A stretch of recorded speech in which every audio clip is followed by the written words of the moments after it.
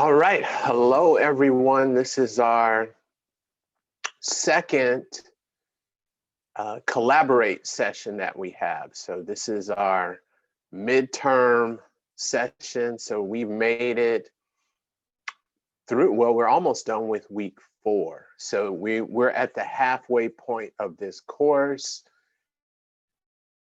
Kudos to everyone for pushing through. I know it is extenuating circumstances.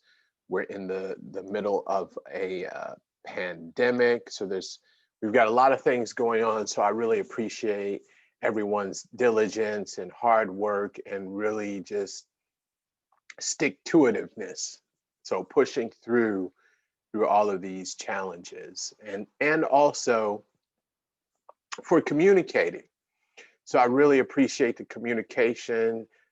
Many of you have reached out to me as I've asked, and I welcome that in order to to know what's going on, and really for me to help you. So help me to help you through communication and just awareness. So I appreciate that. The main focus of this session was really more so Q&A, to really go over any questions that you may have. One thing I did want to get in before I open it up to any questions is just to go over this to make sure that everyone realizes, number one, you need to know the syllabus. Syllabus is where you go for the due dates, for the assignments. Syllabus is first and foremost. That tells you what's due and how things run. Second is me. So if there's going to be any changes, which I can change at any time, if there's going to be any changes to the syllabus, I'll let you know. And the way that I do that is you can reach out to me, talk to me. I post videos every week. You gotta make sure you watch the videos that I post. I give updates, encouragement for the course, as well as the announcements. And you'll find all of these videos in the announcements section. So I try to put them in Zoom, and I also download them and upload them to YouTube to make it easier for you to access and to view the videos as well. So make sure you're on top of the information with the course. And wanted to just go over this. This is our second, where is this? This is our second collaborate session. So this is a midterm review. The next time we'll meet in a forum like this will be in December for the final. So it'll be the home stretch for the course. And that really that's in several weeks from now. We'll be meeting again as we get to the end of the course.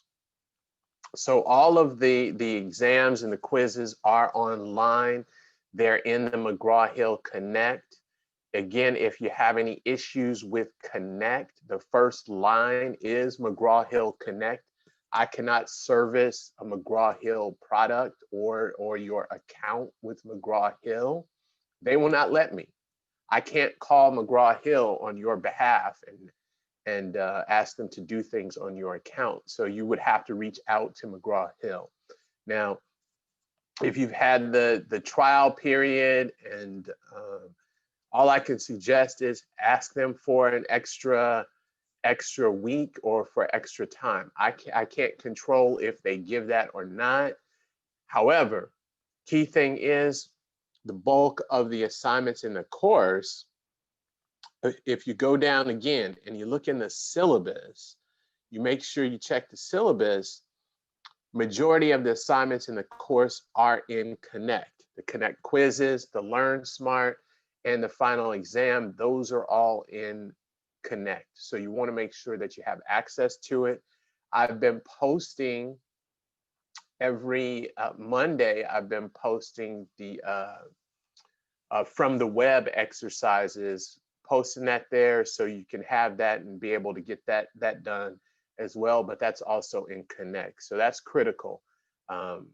That's something I do not directly control. Brightspace is something that I can directly control with the course. So keep that in mind. And when you do contact McGraw-Hill about the connect, send me an email. And you know what? For the most, everyone's been great at that. You talk to them, send an email, let me know what's going on, what they say, or even let me know that you're reaching out to them. Let me know, hey, professor, I've got an issue with Connect. I have a problem. Just keep me in the loop. It takes a couple of seconds. It lets me know what's going on in the course. Again, this is an online course. So by letting me know, I understand if you're having difficulties or there's challenges, I understand that. If you have been exposed to COVID, let me know. I mean, and as far as due dates and assignments, technology, we are in the middle of a pandemic. I understand there's issues. If I don't hear anything from you, I can't help, I can't work with you. I'm willing to work with you. You know, I know many of you, I have two very close people to me who died from COVID-19. They died from COVID. So I understand. And let me know. I'm willing to work with you. As far as technology, I understand that that can happen too. When many of us are working from home, I'm working from home. We have issues with the technology, the internet. Things may not be working. I understand that, but you got to let me know. I'm accessible via text, email, or you can call me. So it just takes a few minutes to do that, and I'm happy to work with you. The one thing I don't want you to do is stress. There's a lot of stuff to worry about, you know, besides your health and safety and family. I don't want you to stress over the assignments and things. Within reason, I'm willing to help you. So keep that in mind. And I've repeated that over and over again. So make sure to do that. The other thing with communication is that you do not lose time. That's important. You don't lose time. I have plenty of time. You know, I don't want you to lose time. And what I mean by that is you may have, many of you have this class, you've got other classes, you have work, you have family. So, you know, and there's due dates and things like that. So I don't want you to lose one moment, right, of time. So let me know what's going on. I can help you, right? I've got plenty of time, right? So let me know what's happening. So I can't emphasize that enough. Help me to help you. On the flip side of things, so midterm grades, I have to post them. They'll be based on the work that's in there now. So I have to post it based on the work that's in there now. For those of you who contacted me who may have some challenges and things like that, that's great. I understand. I'm happy to help you. If you haven't contacted me, then I have it's got to move forward the way it is. So keep that in mind. Otherwise, I get excited. I get about this course. So I'm going to open it up. We got Pranice here. I just want to open it up if there's any questions or anything that I can answer. How are you doing, Pranice? I'm great.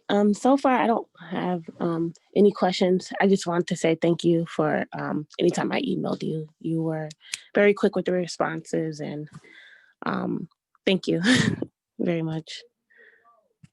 Oh, you're welcome. You know, I try to accommodate as much as I can. Especially, like I said, especially during this time where it's a pandemic. And Pranice, I give kudos to you for continuing your education through this challenging time. You know, I can only imagine if I was a student. Go ahead. What were you going to say? Oh no, I was just going to say they're flying by. It's going by very quickly. Yeah, I mean, I think about it. If I was a student at this time, you know, e- I look at it this way. Many students, they don't want to take online courses. They don't want to take virtual courses. And there's not a choice, right? So I really give kudos for just pushing through, and it's a lot going on right now. So um, Thank you. It is a lot if you have not taken online courses before, and to make a switch from in class to online, it's very, very difficult. I do have for the most part all my classes are always, well, they've been online, but I have one class that's in person, and for the teacher it's very, very, it's difficult because um he's always taught like in person. He does not teach online. So it's mm. been very difficult for him as well. So kudos to you as well. And thank you. Thank you, appreciate that. Um, but yeah, that's the thing. Just keep pushing on, keep pushing forward. There's another student who's emailing me, who's having problems getting in. Um, Give me 1 second. So I apologize. I want to email him back that we are in here.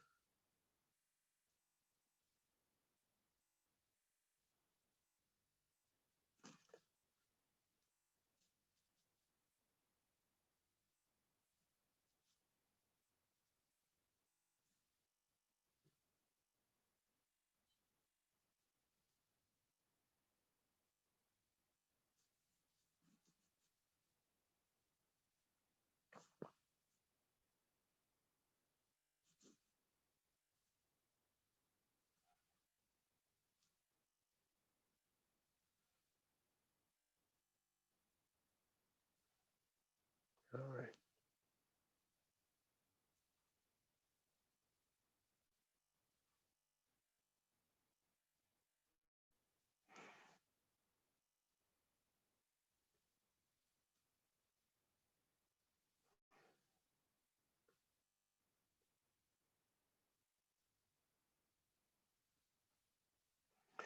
So one thing I was going to say is, on that note, sorry about that. I just wanted, he emailed me and he was saying he was having problems um, finding the link. One thing I was going to say is that, and you made a great point with that, with these courses, especially if you're not used to a online course, you take a few minutes, invest a few minutes, could be a week, to take 10 minutes and sit down. And I call it playing with the links, going into the course and clicking on things and looking to get familiar with where things are.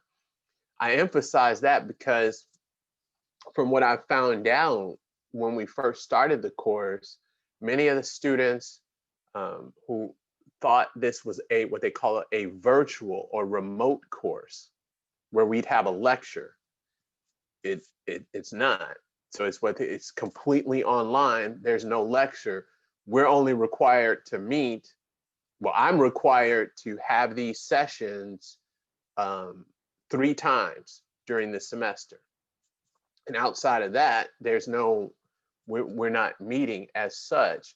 So with that, if you're not used to that, or even if you are used to the virtual courses, or like you were mentioning, Pranice, you're taking the in-person courses and you're using Brightspace, there's features in here that can be different, even in the same platform. So even in the same platform of Brightspace, so it's good to, I call it play around, click on things, touch on the links, take a few minutes, and then you can get familiar with those different areas, and that can help and make things a little bit easier from what I've heard and in my opinion, doing that. So that's a good point, especially in this environment where we may continue in the spring being online. Well, we will continue with many of the courses being online and virtual, and this could be ongoing as well. You were going to say Yes, something. and set aside time just to make sure in planning, you have to really, really plan ahead for online courses, or just make sure you're giving yourself time to plan to do assignments. Mm-hmm. Mm-hmm. Yeah, time management is key because it's a little bit different because basically you're on your own to an extent. Um, the other thing is I would say, and this is my suggestion, know your professor. And I'm saying this, so this is coming from a professor's point of view. Know your professor. And what I mean by that is it, send an email, reach out, make sure, ask questions, because in that way, and let them communicate with them. Some people, just like everyone, some people may be more uh, accessible or quick to respond than others, but we will get the messages, we will hear from you, and that helps so we know what's going on, especially in the online courses. Um, and then you have to remember that many times by doing that, you establish, even so sometimes we may think, this is a good point. Sometimes we may think, oh, I'm just sending an email. Well, that email can mean a lot for me because you got to think that that creates some type of communication. And then now I know what's going on with you, because you have to imagine, for me, I have 90, so I have about 200 students, which compared to other of my colleagues, it's not a lot. I have some colleagues that have over 500 students every semester or a quarter. So those students that are communicating, sending messages, you know what's going on, and that helps.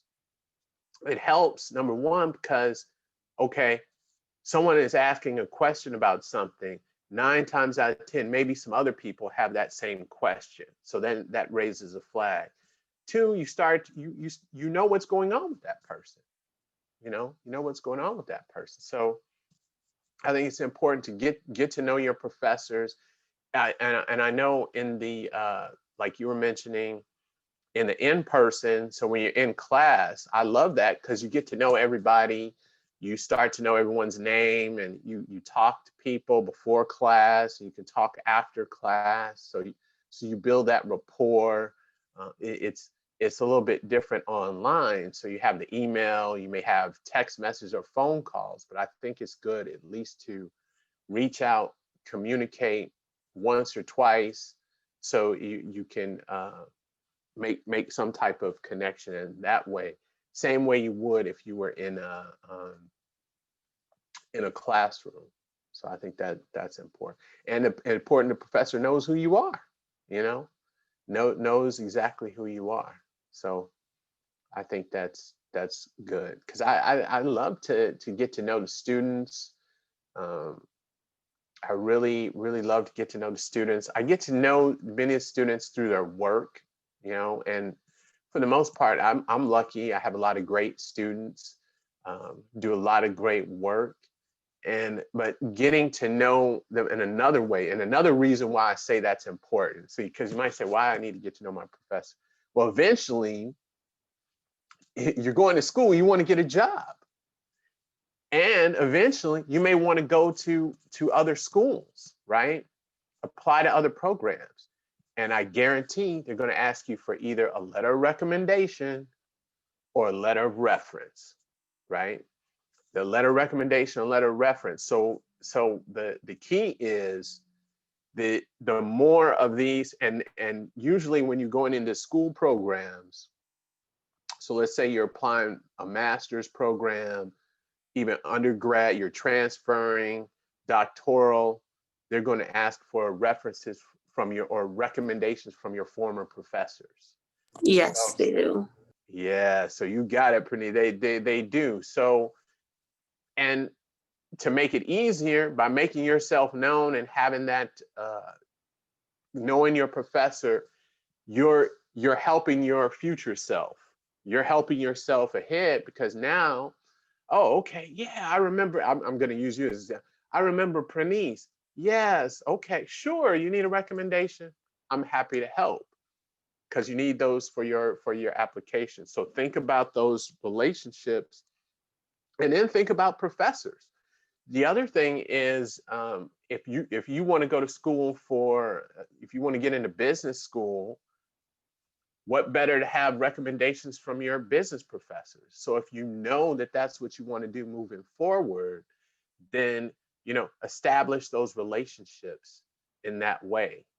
And the other thing I would say is, by communicating with professors, is that many of us, we know each other. So I know people, professors at UIC, I know, so different people know each other. So by talking to someone, you can find out who they know. They can put in a good word for you. And I've done that many a time where, I've had a student who's like, well, I saw that you taught classes, or, you're a bit, do you know this person? Sure, I'll send an email to, you know, even a good friend, a mentor of mine is a professor at DePaul. Send an email over there. Hey, Roosevelt, etc. So these are things to think about as well, especially with that job too, because you want a job. Maybe you haven't, if you haven't had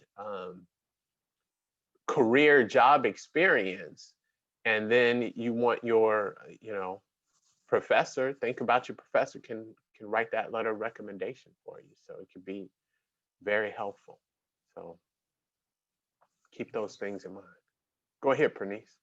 Oh no, I was just going to say I agree. It's just good. It's just good in general to build relationships with or or connect with your professors. Just you just never know. As far as just communicating, as far as the course, and as like you said, as far as transferring or you need a letter of recommendation or anything of some sort. So yes. Mm-hmm. Yeah, it's important, and I tell you, we love to help. We love to help, and you know, oh, the other thing I was going to say is one great tool is LinkedIn. If you haven't been on, if you're not on LinkedIn, I suggest get on LinkedIn. It's a very powerful tool, and it's a way to connect and network. You can see, who works where, who knows who's connected to who. They can ask for introductions. It makes it easy for, so let's say someone like me to help. I'm a very active LinkedIn user. So for example, I get people send me when they're looking for students. We need a student, do you know a student who you could recommend for this job or to do this or to do that? I sit back, I can go and forward and recommend students for different jobs if we're connected. So that's a powerful tool. You make sure to utilize that. The other thing is it makes it easier. So like for me, many of my former students are connected with me on LinkedIn. So when they send me this, let's say I get a recommendation request, and many times with the recommendation request, like you fill out the application, you'll have to put in the email address of who you want to give the recommendation. I just get an email and it says this is from such and such university or from such and such employment agency, and it's asking for me to give a recommendation letter for that person. It might have been 2 years since they've been in my class or I've seen that person, but if we're on LinkedIn, I can go in, see the LinkedIn. Oh, okay, I know what you've been doing, know where you've been working. Great. I can put together something that, quickly, again, quickly saves time, right? Otherwise, then I may reach out to you, say, hey, what's going on? I get, so things like that save time and keeps you informed of what different individuals are doing, as well as you get to know what your professors are doing. You know, you find out, oh, wow, okay, this professor did this. You know what, maybe let me ask them about that. How can I get involved in that, in, in that, or they're working at this university. Let me see about, you know, I'm interested in that university. So it's a lot of different things. This is good. This is good. What is, Pernice, what is your, how is your other classes going? They're going good. The in-person class with the, well, that is virtual remotely. It's supposed to be an in-person class. The teacher's been having difficulty with Brightspace, and it's taking him a lot to get used to. So a lot of things like making announcements, like he's not posting announcements, and it's just taking a lot. You could tell he's never had to use it, and it's a lot for him to use. So for the main part, we just attend our Zoom classes and we email the assignments. But he's not used to the abundance of emails through CCC, so you have to email him to his personal email because so many emails are coming through just from students and just from announcements from the school. It's you could tell it's also difficult for him to get used to as well. But for the most part, even with that, I have 3 courses, and then I have 3 courses next year, and I'm done, and next semester. So it's been pretty smooth. Oh, wow. So you're done next semester. That's exciting. So you're done in the Yes, spring. So you graduate in yes, May, right? yes. Awesome. So what's the plan after graduation? The plan is DePaul. Okay. Uh, hopefully it stays that way if I don't. But also I'm thinking about going out of state, but it also depends on the pandemic as well. So Got you. Got you. What do you plan on studying at DePaul? so far, early education. Excuse me. I've also been thinking about business as well. So I'm kind of just going back and forth. Well, what do you think you'll enjoy more?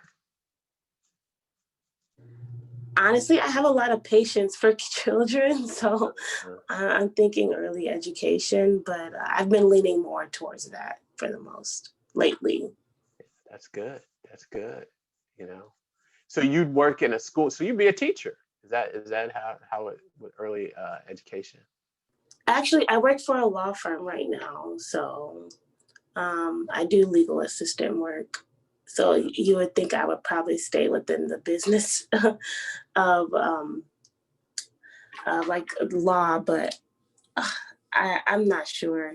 I really have been going back and forth, so I'm trying to narrow it down. Yeah, you know, think about the pluses and the minuses, and you know, as far as, you know, really, I always say, because people ask me, well, what should you study? If you like it, you enjoy it, I would say go for it. And I'm more of that mindset now, and that's because if, in my opinion, so this is all just my opinion, is that if it's something like, let's say for example, you study something and maybe the the salary may be higher, and but you just don't like it, you know, you just, it's just horrible, you know what I mean, like you just can't, you don't like the work, you know, so then yeah, you may make a higher salary, but it can take a toll on you. Whereas if it's something that may not be as high of a salary and you love it, you can do it all day. You know, you can do it all day and you just work, and you know, you may wind up making more, right, with the thing that you love, because you just keep doing it, you're so good at it, you keep growing and expanding in it. I think, you know, so those are things to think about. The other thing to think about is we got a long life to live, and if you're doing something you really don't like, it makes it tough, because you spend more time we spend more time at work usually than we do at home. You know, so I would think. This is true. Even working remotely, I spend more time working than I do on my personal life. So that is one of the huge factors for me is if I'm going to enjoy working in that field or would I enjoy doing something else? Hmm. Hmm. Yeah, I would definitely, you know, think it through, look at what you enjoy, and think about your total life, you know, experience. You know what I mean? Your quality of life, how, you know, how your life will be in those different fields, and if you know, you enjoy it. But both are great, you know, business. You got early childhood, so that's is that pre-K? That's pre-K, isn't it? Yes. Hmm. Definitely. So those are all great fields. So, you know, you'll be a teacher. That's good. You know, enjoy that. You know, so yeah. My you mentioned DePaul. So a good friend and mentor of mine is a professor at DePaul. So um, actually, I know, I want to say three, three professors at DePaul. At DePaul, they're in the accounting department, but they're still professors there at DePaul. So, and that's a good school. So that's good. Yeah, yeah. Keep me posted on your progress. You know. I will. I definitely will. Well, I need to narrow it down by the end of this semester, but I will keep you posted. Oh, you want to narrow it down to what you want to, which direction you want to go. Yes, just as far as if I'll attend DePaul or if I was really planning on moving out of state, and then this whole thing happened, and it just kind of um I'm just a little confused, and I'm like I should probably wait, and so that's like another thing. So I'm really trying to like weigh out my factors and what exactly to do. Mm-hmm, mm-hmm. Yeah, it's a lot of uncertainty, but it sounds like you've got a good plan in place, and you have an idea of how you want to move forward. Another thing I thought about is if you could reach out to people who, let's say, who are working in early childhood education, and just talk to them and ask them, you know, maybe you know some people who are working in there, you know, what's your day like? How does Yes, I this, do. so what do they say about it? What have you found out about Well, I have a friend of a friend, and she loves it. She spoke some. She had some, not so good things to say, but as far as like, as far as she expressed her passion for it, she enjoys it. it? Mm, So she was just more so of like if you really enjoy children and you would just enjoy teaching and you have the patience to do so and it's a passion for you, she just explained like it would be a perfect field for you. mm-hmm, mm-hmm. That's good. And then if you talk to someone in business, in that area of business that you're looking to go into as well, they could talk to you about it as well, you know. So I think that's great. And if you want to do both, one thing I thought about, you can open up your own center. So if you wanted to get into business, you could work in there, and then you could have your own, you know, business, or run a business. Yes. You know, so you could have the best of both worlds. You know, so that's good. You're on the right track. I think you just you'll things will start coming together. You know, you're doing the right things. You're fact finding. You're checking on things. You have an idea of what you want to do. So yeah, you'll be okay. It'll be good. Be good. Thank you. Hey, you're welcome. You're welcome, Denise. I'm going to let's see, it's 10. I'm going to, okay, someone,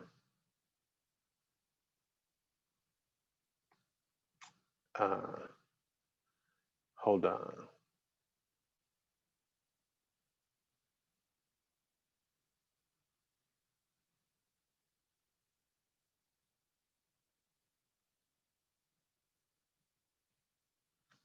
I'm going to sign off unless you have any other questions. I'm gonna Okay. sign off. No, that's all. Awesome. Well, thanks for joining in. Great talking to Thank you. you. Let me know if you need anything or have any other questions. Okay, will do. Have a great weekend. All right, you too. Thank Bye-bye. you.